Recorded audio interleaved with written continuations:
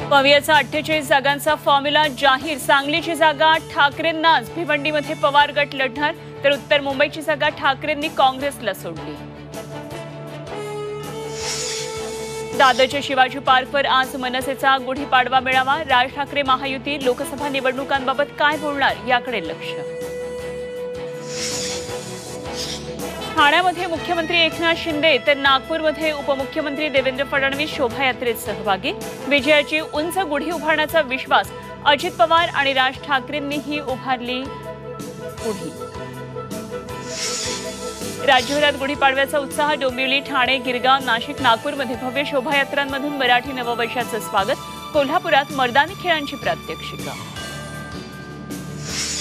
वर्धा, अमरावती जिल्ह्याला पाऊस आणि गारपिटीचा तडाखा। चांदूर, बाजार तालुक्यामध्ये गहू, संत्रा, कांदा आणि भाजीपाला पिकांचं मोठं नुकसान। मध्य महाराष्ट्र, मराठवाडा, विदर्भात येलो अलर्ट।